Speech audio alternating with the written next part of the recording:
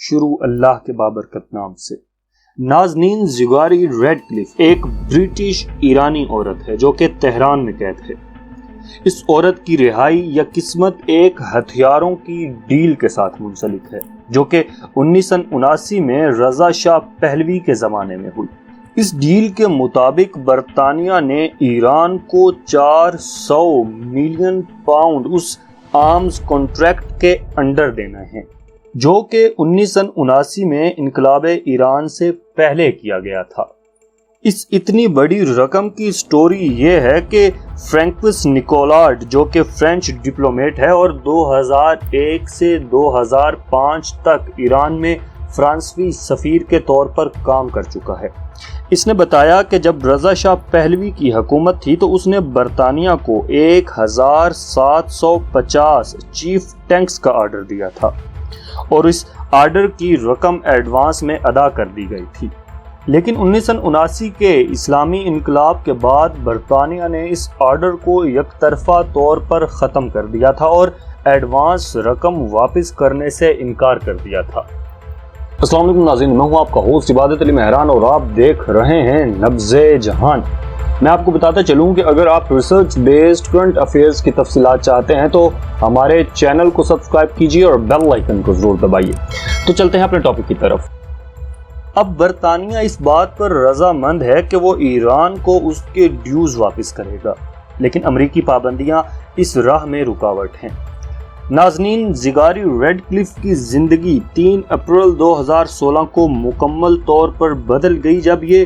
British ایرانی عورت جس کے پاس 2 شہریتیں ہیں اپنی بیٹی گیبریلا کے ساتھ امام خمینی ایئرپورٹ تہران میں گرفتار ہو گئی۔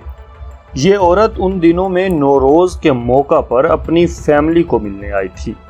جب یہ برطانیہ واپس جا رہی تھی تو اس کو گرفتار کر لیا گیا۔ اس پہ جو الزامات ثابت ہو چکے ہیں اس میں اسلامی رجیم کو ختم کرنے کے لیے منصوبہ بندی میں شامل ہونا ایک ہے۔ پھر نومبر 2016 ایمنسٹی انٹرنیشنل نے آواز اٹھائی کہ زگاری ریڈ کلف کو آزاد کیا جائے۔ تقریباً 5 سال قید میں رہتے ہوئے زگاری ریڈ کلف جو کہ اب 42 سال کی ہیں، یہ تھامسن روٹر فاؤنڈیشن میں ایک پروجیکٹ مینیجر کے طور پر کام کرتی رہی اور اب ایران کی اسلامی رجیم کے خلاف پروپیگنڈا کرنے کے ثابت شدہ جرم میں قید ہے۔ ایرانی جسٹس سسٹم نے اب 14 مارچ بروز اتوار کو اس کے اوپر بننے والے نئے چارجز کی جواب دہی کے لیے بلایا ہے، اس لیے اپنے ملک سے غداری کے سبب وہ باہر نہیں جا سکتی۔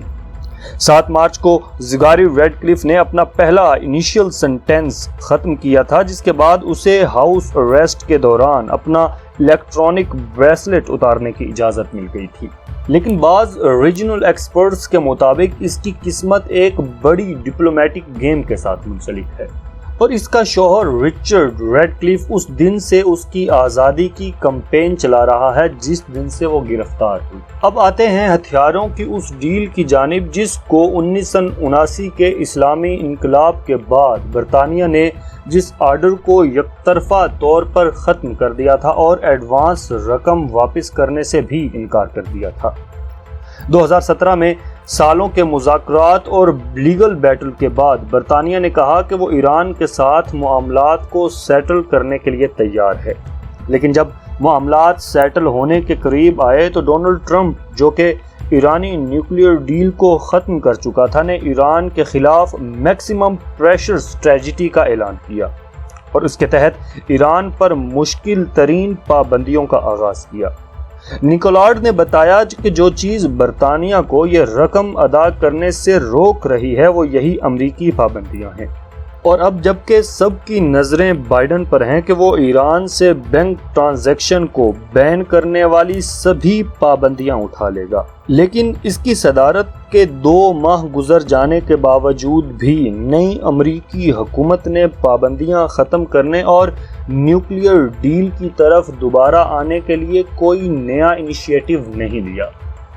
ناظرین، اب آتے ہیں اصل بات کی طرف کہ ویسٹرن میڈیا جو کہ تمام اسلامی ممالک کو اپنے زیر رکھنا چاہتا ہے، اس لیے انہوں نے نازنین زگاری کی کہانی کو بھی اپنے مطابق بیان کیا ہے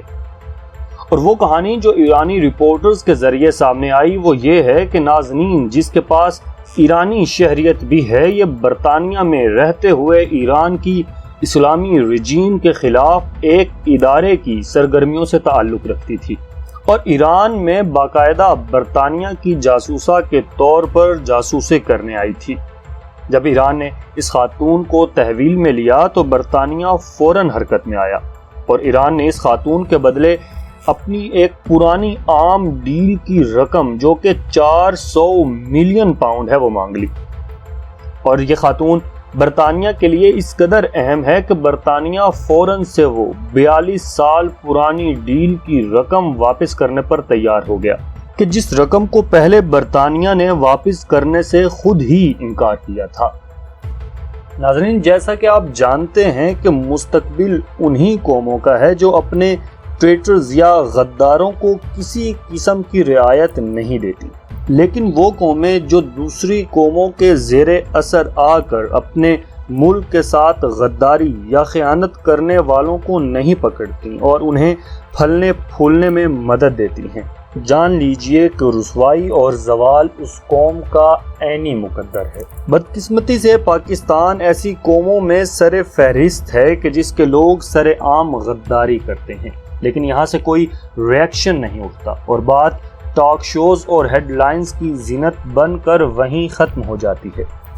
ناظرین، آپ کو یاد ہوگا کہ پاکستان کی ایک بڑی شخصیت الطاف حسین کی جس کی غداری دنیا بھر میں جگ ہسائی کا باعث بنی رہی، لیکن آج تک اسے پکڑ کر قرار واقعی سزا نہیں دی گئی۔